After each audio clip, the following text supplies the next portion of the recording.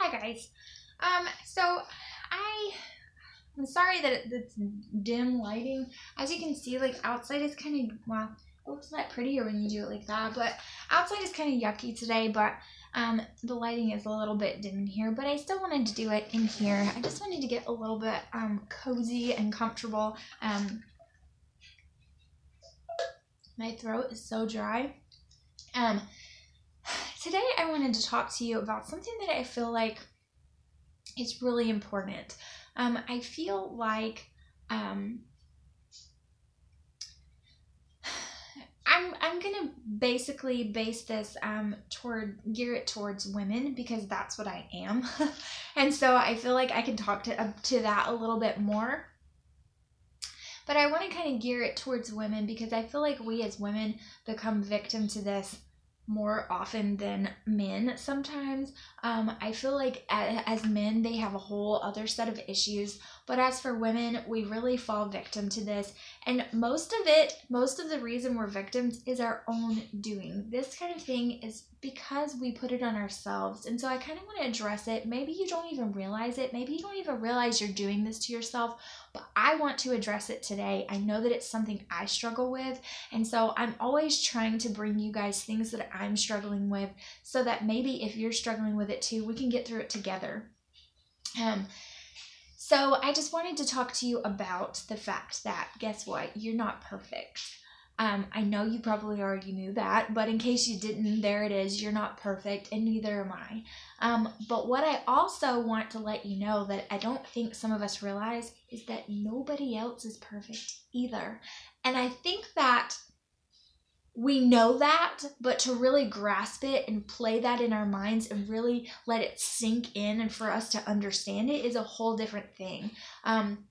Social media, the world of celebrities, reality TV shows even. I mean, I think that with the world of reality TV, it opened up a whole other level, a whole new level on this can of worms that we expect everybody else's life is so cookie cutter and so perfect that ours must be disastrous. And we must be the worst wife, the worst friend, the worst church member, the worst mother in the entire world because all of these other people can do it, so why can't we? I think it's not only that, it's reality TV, it's the world of celebrities, it is social media, it is YouTube, it is all of these different things. Even when you go to church and you see that person on stage, or you see that person who's the Sunday school teacher, or the person who sits on the front row, or whoever it is, their life looks so put together. And I think that because of this world that we've created with reality TV shows and how we have all of these people put up on these pedestals, in real life, when you meet people day to day, they don't want to admit the problems in their life because it makes them look less. And so they feel like we have to put on this facade and we have to wear these masks all the time to where we have to pretend to be something we're not. So the standard gets set way up here when in reality, who put it there? Who created that standard? Why is it there? Did God create it? No. Did God want us to be at this crazy standard? Or is it a moral standard, or is it a materialistic, worldly standard? You know, that's what you have to ask yourself. Whatever bar you're trying to live up to, whatever standard you're trying to go up against, you need to first ask yourself, before you're trying to push yourself to get to that standard, you need to ask yourself, is God setting the standard for me, or is the world setting the standard? And what let me just break it down just a little bit more and tell you what I'm talking about. So let's just talk about me, because you guys know I don't care about talking about myself. I come on here and I don't have a full face of makeup, okay? Let me just get a little bit closer. Let's get a little bit close and personal. I don't have a full face of makeup. Actually, my husband took my car today and it had my whole makeup bag in it. So I have barely any makeup on. So I don't wear a full face of makeup every day. Some people do because they enjoy it, and that's fine. That's not what I'm talking about. But I don't wake up in the morning and put on a full face of makeup so that I can clean the house all day and sweat it off. I just don't do that. It's not me. I don't look all put together. Sometimes my hair is crazy all day. it'll be crazy. And it's crazy right now. It's a little bit wet still, but Tristan will be like, Mama, your hair is crazy today. And I'm like, I know, sweetie. Sometimes, let me just blow your mind, my hair's still crazy when my husband walks through the door. Now, I try to put myself together a little bit more, but sometimes I'm still a mess when he gets home. I'm even more frazzled than I've been all day. I've dealt with all the kids all day. He's coming home late from work. He hasn't gotten an off day in 2 weeks, and I'm exhausted, and I haven't slept. I'm running on 4 cups of coffee. Not really, but and I'm tired, and I don't always look so put together. Guess what? My house is not always clean. Sometimes if somebody rings the doorbell, I'm scared of who it is, and do I have to let this person inside because my living room looks like a tornado just blew through it? I mean, it's real life, people. This is real life. Sometimes we're out and about, and my child's in the buggy, and I'm shoving snacks in his mouth so he will be quiet so I can get my grocery shopping finished. It's real life. If you walk by, you might see his face covered in cheese because he's eating Cheetos while we're driving down the aisle trying to get some grocery shopping done because it's nap time and we're still out, and he's ill. Ill in Southern talk means agitated. He's aggravated. He's irritable, and that's real life. And I feel like all of these expectations that we put on ourselves, they're just that. And real moms and real women don't know how to talk to each other and tell each other about their struggles and their real lives. And so then we think that they're perfect and we're not, and it makes us feel less. And that is not the case. It is not it. Who told you that you have to look perfect all the time? Who told you that you have to be carting around 4 kids and you have to be wearing stilettos while you're going shopping? Who said that?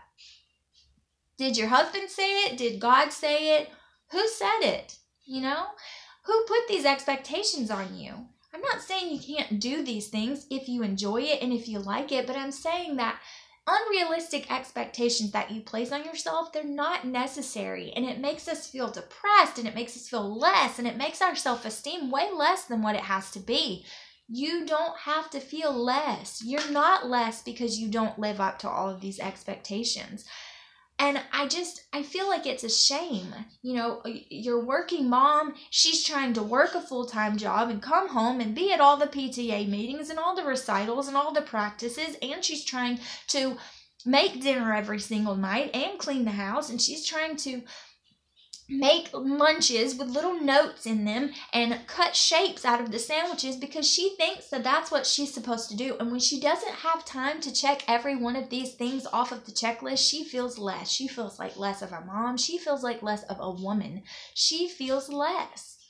When she's tired and she's not feeling well and she just wants to go to bed, she feels less. When she wants to do something for herself and take a nice long bubble bath, she feels less. And I feel like there's so much depression and anxiety and exhaustion and burnt out people walking around. And I feel like we as Christians are guilty of this the most because we have a real standard. We have a guidebook.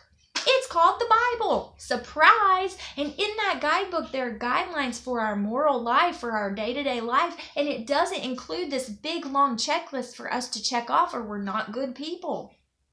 We have the Holy Spirit guiding us through life. We're supposed to be leaning on Him and relying on Him to tell us what we're supposed to be doing from day to day, and instead we're listening to all these outside voices and not the inside one on who we're supposed to be, how we're supposed to live. I'm sorry, that was good. I'm going to say it again. We're listening to all of these outside voices and not the one on the inside telling us who we're supposed to be and how we're supposed to live. So when we can't live up to the expectations of those outside voices, we feel less. And the whole time, the voice on the inside is saying, no, that's not what I called you to do. That's not who you are. That's not who you have to be. Who said that that's what you had to do? Not me. And we're not listening to that. And so we're beaten down and we're defeated, and that's exactly where the enemy wants us to be. That's where he wants us. He has us where he wants us. He has us defeated. He has us burnt out. He has us feeling complacent because instead of doing what we're supposed to do, we're trying to do all of these other things, and we can't, so we want to do nothing. What's the first thing that you want to do when you're overwhelmed? When you have piled so much on you and you're so overwhelmed, you want to let it all go. You want to drop it all to the ground and say, I'm done. When you have groceries, let's think of an analogy. When you know you have to get all the groceries out of the car and your husband ain't here, he's at work. I'm going to use me for an example because that's what happens. I go grocery shopping and my husband's not with me because he's working and he's working hard.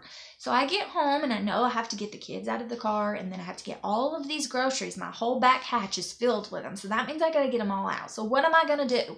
I am going to fill my arms to the brim and be a strong woman. I mean, yeah, right. Like, yeah, real strong, heavy lifter right here.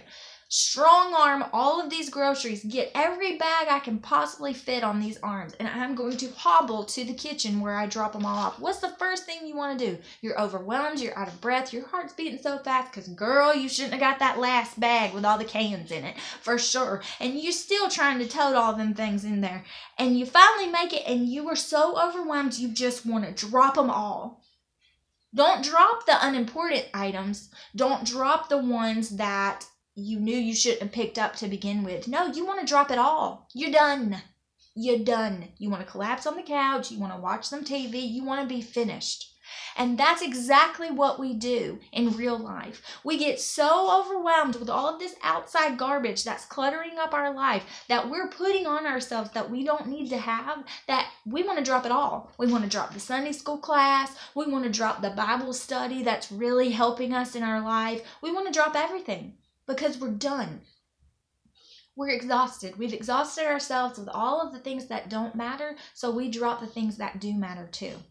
And all of it's done. And then we're left with nothing. And we still think we're failures because we haven't grasped the idea that we don't have to do all of that garbage, that it's not necessary.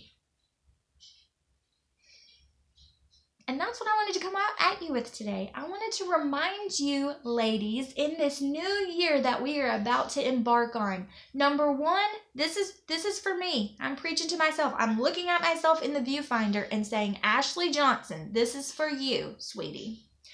Number one, do not clutter your life with all of this unnecessary crap that you don't need. You don't have to do all of these things. All of these unrealistic expectations that you have set up for your own self are not necessary. Number two, this is really number one, but number two, ask God what He wants you to put on your checklist and put that first. Then if you feel that you have room, you can add a little bit more. You ask God the things that you need to do, what He would have you do, because that's what's going to be the fulfilling things in your life. That's what's going to make you feel complete, are the things that He would have for you. Then you can add a little bit extra. You don't have to enter your child in every single sport there is.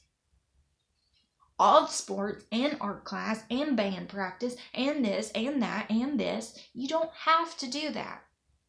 Your house doesn't have to be the most immaculate house on the block. Sometimes you need to sit your butt down and I almost said sit your butt down and you need to cuddle those babies.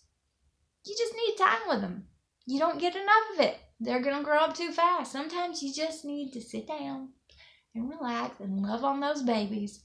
And you know what? If the living room ain't done, oh well, it just ain't. But I'm telling myself this as well. And I'm telling myself this, I figured it was a good time to talk about it because this is a new year. This is when we have all of these New Year's resolutions and we want to get better at this, and this. And that's great. That's great. But the most important thing that I want to say to myself is I just want to find out what God wants for me, what's the most important, what His expectations are of me, and I want to live through those. Not listen to anybody else's expectations, anything else that comes my way, just what God expects out of me. And that's what He wants you to do as well. So I hope that this helped you. It really ministered to me, and I've really been meditating on it all morning so that I could bring it to you today. I hope that it helped. And I love that you guys joined me for this. I appreciate each and every one of you so very much. And I will see you guys in the next video. Thank you guys so much for watching, and I hope you have a great day. Bye, guys.